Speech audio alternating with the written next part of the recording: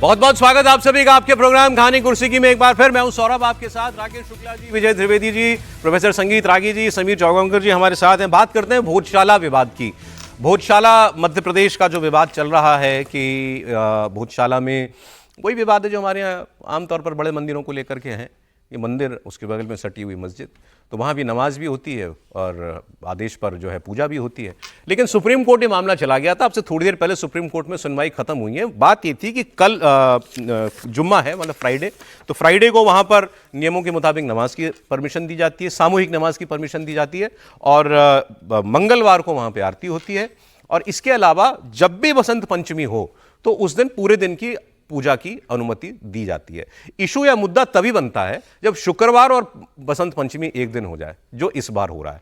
तो इसलिए यह मामला जो है कोर्ट में गया था। हिंदू पक्ष ये मांग कर रहा था कि पूरा दिन हमको पूजा करना है या नमाज की परमिशन कल के दिन ना हो, और मुस्लिम पक्ष ये कह रहा था कि हम लोगों की तादाद कम कर देंगे, हम एक सांकेतिक नमाज कर देंगे, लेकिन 2 घंटे हमको नमाज करने दी जाए, उसके बाद हिंदू भाई पूरे दिन अपना पूजा कर लें।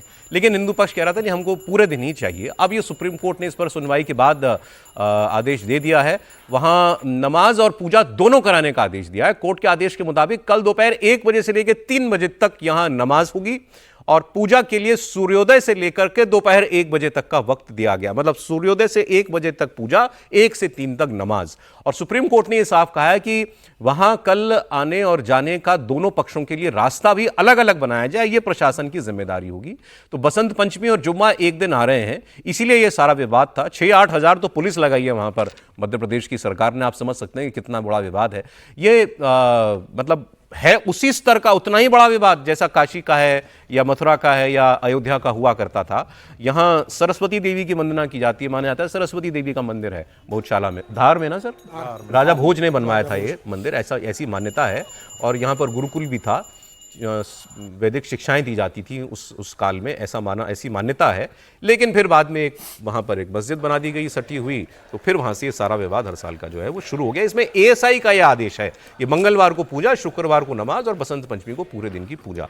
अब ये विवाद, मतलब ये भी वही टेम्पररी वाला अरेंजमेंट है, इस पर कोई परमानेंट सोल्यूशन तो है ही नहीं। सुप्रीम कोर्ट में मामला गया हुआ है और हो गया फैसला? नहीं हो गया, मतलब नहीं, सुप्रीम कोर्ट में फैसला नहीं हुआ है। सुप्रीम कोर्ट ने स्टे दे रखा है, नहीं एक रास्ता निकाला बसंत पंचमी। सर ये हर बार जब भी होता है तो यही फैसला आता है। मैं जो इसका कोई नहीं, मैं कह रहा हूँ इसका अयोध्या जैसा कोई बड़ा वो तो नहीं आया ना सर। मैं जो दूसरी बात कह रहा हूँ कि ये मामला जो है वो मध्य प्रदेश हाई कोर्ट में था। मध्य प्रदेश के हाई कोर्ट ने कुछ निर्णय दिया था जिस पर सुप्रीम कोर्ट ने रोक लगा दी है।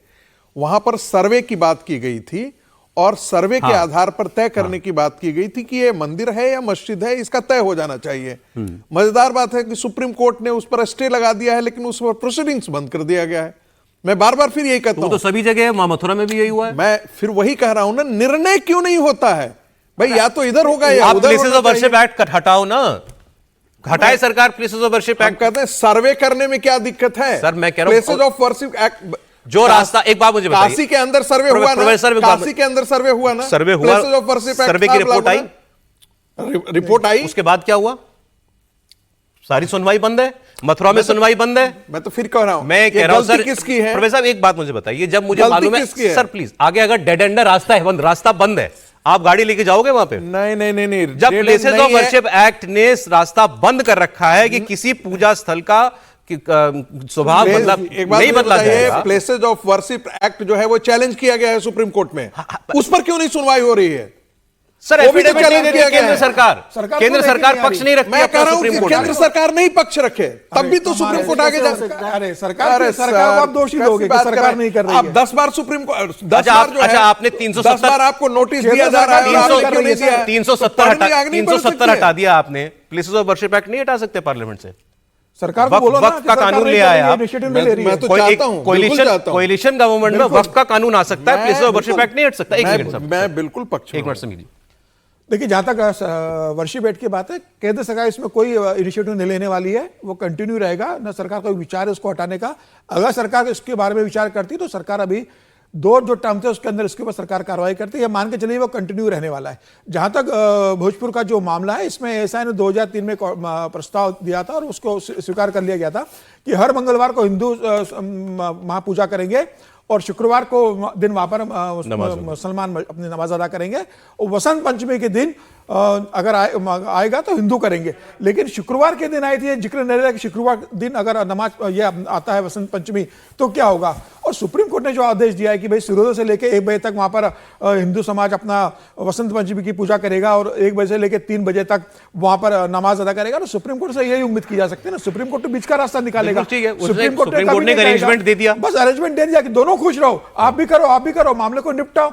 अब ये मुझे लगता है कि मामला लेकिन लंबे समय से सुप्रीम कोर्ट में पड़ा हुआ है, सुप्रीम कोर्ट को। लेकिन अब सुप्रीम कोर्ट में तो देखिए ना सर, शिवसेना के सिंबल को लेकर अभी तक सुनवाई नहीं हो रही। 2-3 चुनाव हो जाते उस पर तय नहीं होता पार्टी किसकी है।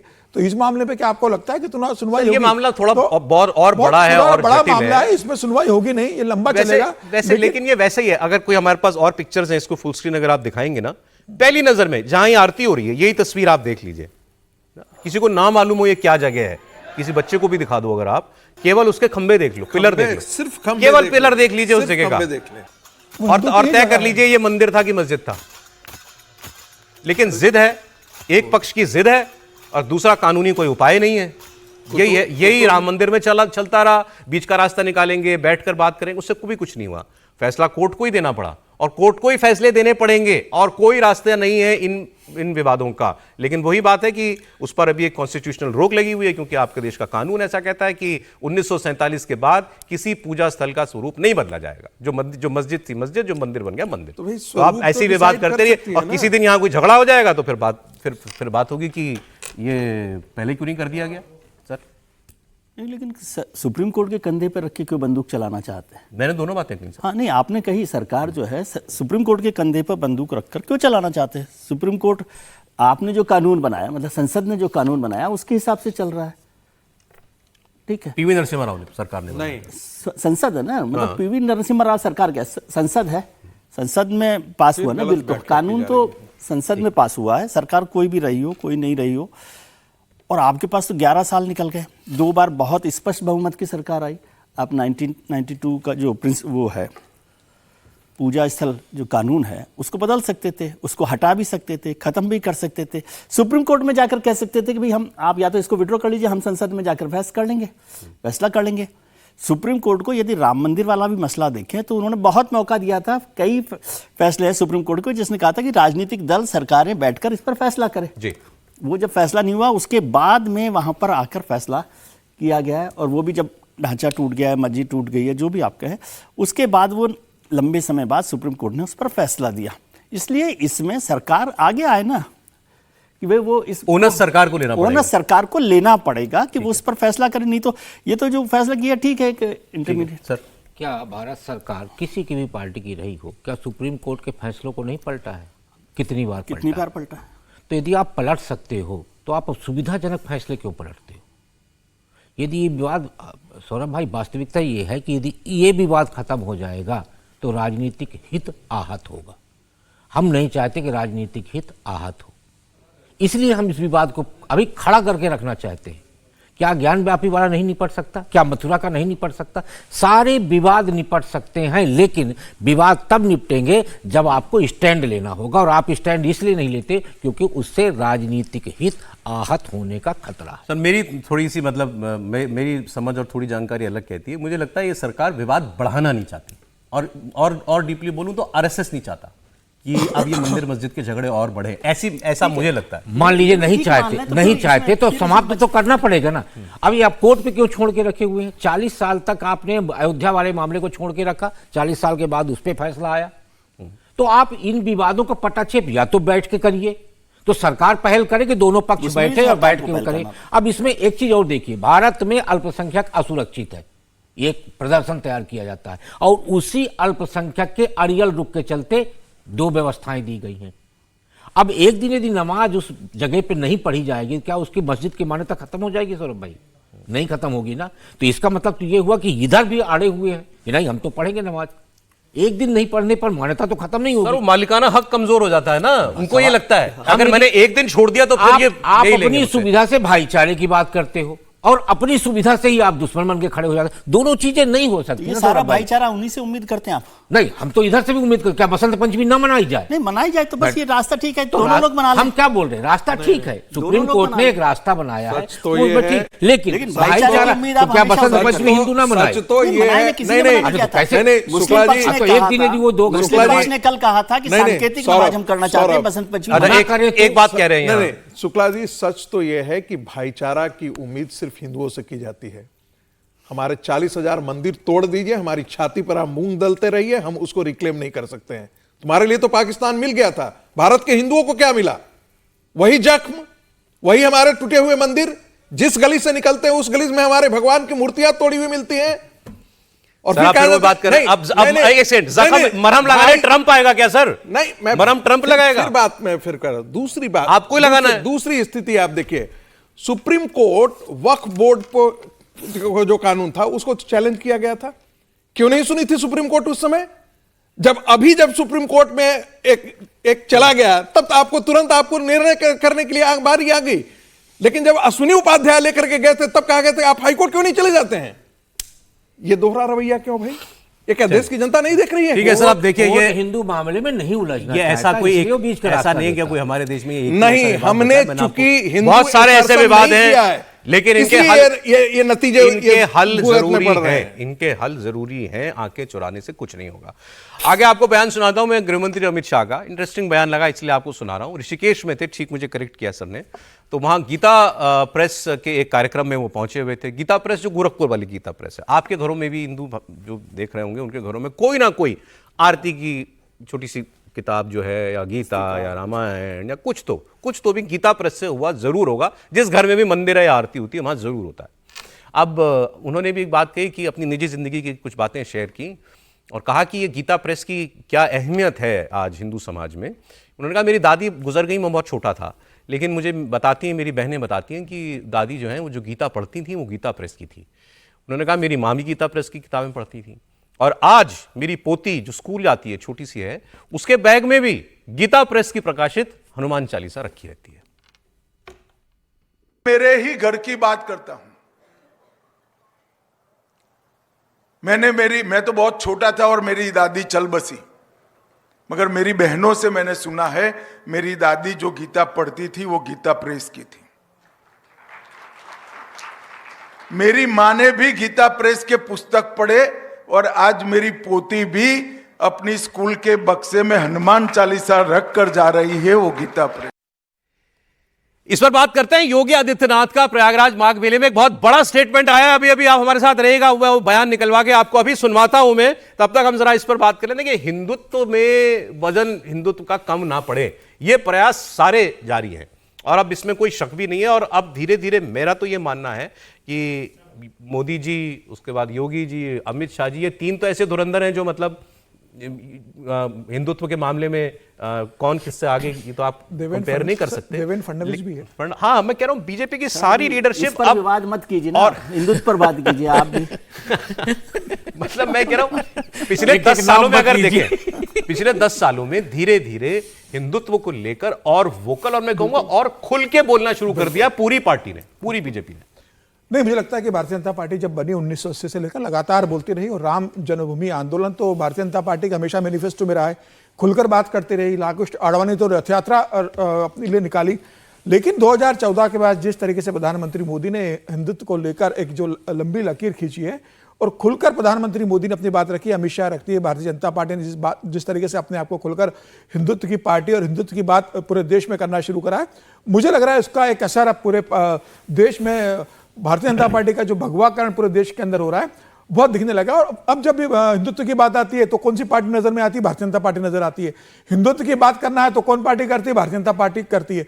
तो इसलिए आज हिंदुत्व और भारतीय जनता पार्टी को एक दूसरा का पर्याय देश की राजनीति में माना जाता है कि हिंदुत्व पे अगर कोई संकट है तो भारतीय जनता पार्टी इस बात को उठाएगी।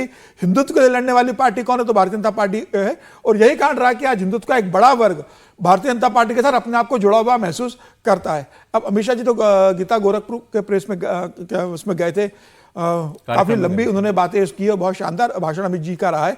55 करोड़ किताबें अभी तक गोरखपुर प्रकाशित कर चुका है और हनुमान जी पोद्दार ने 1923 में इसको एस्टेब्लिश किया था। उस समय कौन कल्पना कर सकता था कि भाई हिंदुत्व के लिए जो इतने किफायती और कम कीमतों पर किताबों का प्रकाशन कर रहे हैं यह सर्वाइव कर पाएगी।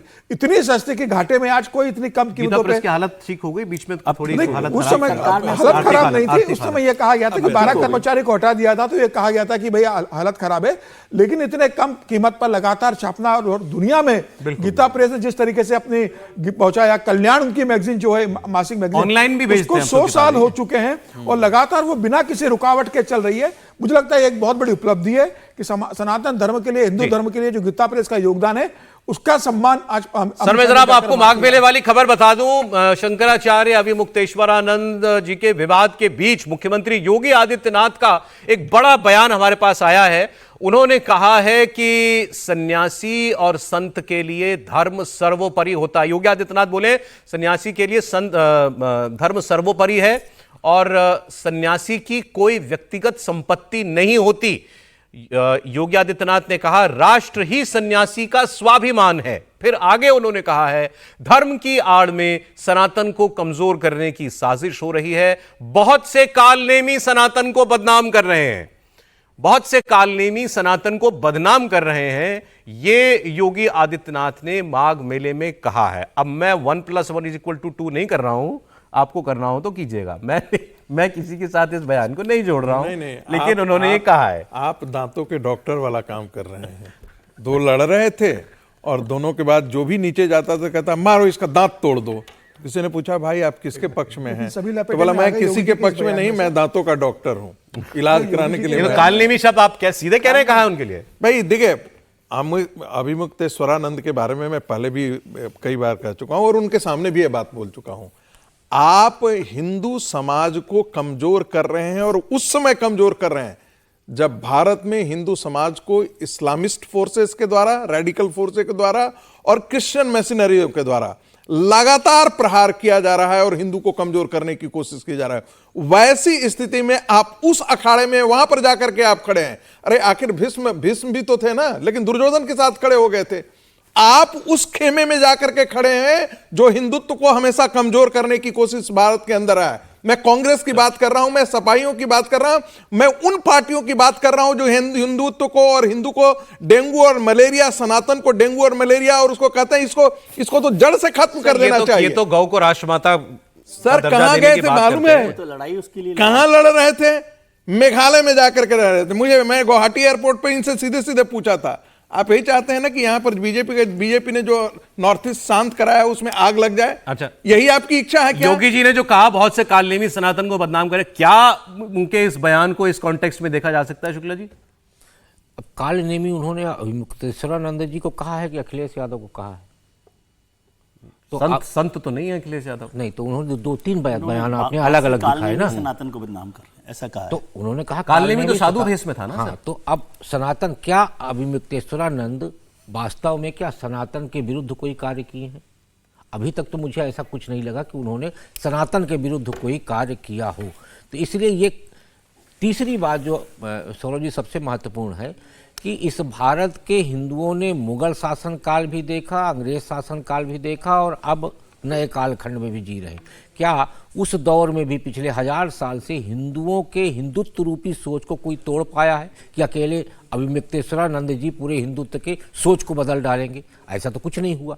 और यदि अकेले वो सोच को बदल रहे हैं तो इस सोच के समर्थन में तो कम से कम 150-200 संत, महंत, पीठाधीश्वर, मठाधीश्वर, पता नहीं कितने लोग हैं। तो वो तो उस मन स्थिति को बराबर बना के चल रहे हैं ना। तो इसलिए इस तरह की बातें करने की बजाय मुझे क्या योगी जी और अभिमुक्तेश्वरानंद जी की कोई पर्सनल टसल है क्या?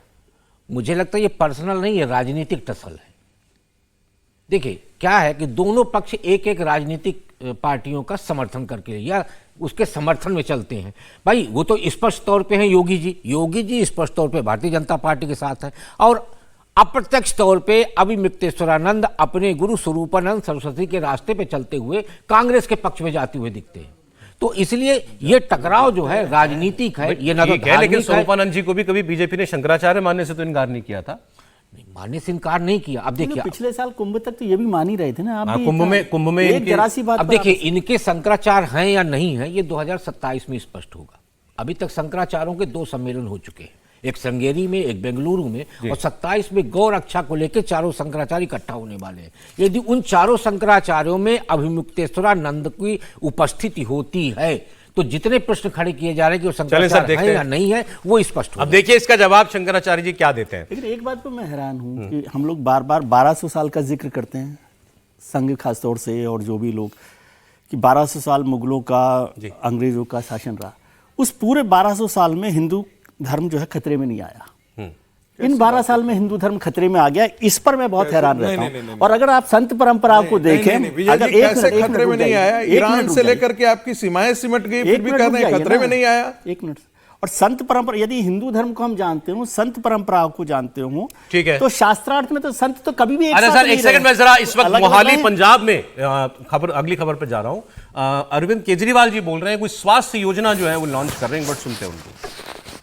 बच्चे नशा करके मर रहे थे, जब हमारे बच्चे नशे में उनका भविष्य खराब होता था, हमारे बच्चों का ह्यूमन राइट्स वायलेशन नहीं हो रहा था, उसका ह्यूमन राइट्स वायलेशन हो रहा है।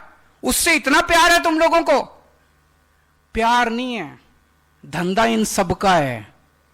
सबका धंधा बंद कर रहे हैं भगवंत सिंह मान, सारी पार्टियों के, इन्हीं पार्टियों के हैं जो नशा बेच रहे हैं। और कौन है? इन्हीं पार्टियों के चेले चपाटे, इन्हीं पार्टियों के चाचे भतीजे हैं, वही नशा बेचा करते थे। अब उनके जब नशा तस्कर पकड़े जा रहे हैं, सारे इकट्ठे हो गए, कहते हैं नशा ह्यूमन राइट्स वायलेशन। अब ये गैंगस्टर्स के खिलाफ पूरा युद्ध छेड़ा है। जब से ये गैंगस्टर्स के खिलाफ युद्ध छेड़ा है, तब से ये सारे, मैं देख रहा था, ये सारे पार्टी वाले गालियां दे रहे हैं हम लोगों को कि ह्यूमन राइट्स वायलेशन, गैंगस्टर्स का ह्यूमन राइट्स वायलेशन की चिंता है इन लोगों को। बताओ, जब हमारे पास फोन आते हैं, हमारे लोगों के पास फोन आते हैं, इतने करोड़ रुपए दे दो नहीं तो तुम्हारे बच्चे को उठा लेंगे, इतने करोड़ रुपए दे दो नहीं तो तुम्हारे इसको मार देंगे, तब हमारा ह्यूमन राइट्स वायलेशन नहीं होता। इन लोगों को इन गैंगस्टर्स की चिंता है, इन लोगों को फिरौती मांगने वालों की चिंता है, इन लोगों को पंजाबियों की चिंता नहीं है, पंजाब के लोगों की चिंता नहीं है। बच के रहना इन पार्टियों से, दोबारा वोट मत दे देना इन पार्टियों को, नहीं तो फिर काला दौर शुरू हो जाएगा। बड़ी मुश्किल से ऊपर वाले ने एक आम आदमी पार्टी बनाई है। ये कुछ ना कुछ कुदरत का खेल है, नहीं तो मेरे पास ना पैसा है, ना भगवंत मान के पास पैसा है, ना मनीष सिसोदिया, सत्येंद्र, हमारे पास किसी के पास पैसा नहीं है, हमारे पास ना आदमी है, छोटे से लोग हैं हम लोग। पता नहीं कैसे पार्टी बन गई, कुदरत का खेल था कि एक पार्टी बन गई और इतनी जल्दी दिल्ली में सत्ता आ गई, फिर पंजाब में। कुछ ना कुछ तो ऊपर वाला करवा रहा है ना, कुछ ना कुछ तो वाहेगुरु करवा रहे हैं। तो हैं जी, गुजरात में अब ये देखना, आज हम लोगों ने ये नई स्कीम चालू की है 10 लाख रुपए की, अभी ये शुरू हुई है, 1 घंटे में देखना ये सारे गालियां देने बैठ जाएंगे। अरे यार कुछ अच्छा हो रहा है उसकी तो तारीफ कर दो। 10 लाख रुपए तक का मुफ्त इलाज, ये योजना जो है वो पंजाब में लॉन्च कर रहे हैं अरविंद केजरीवाल जी, उनको आप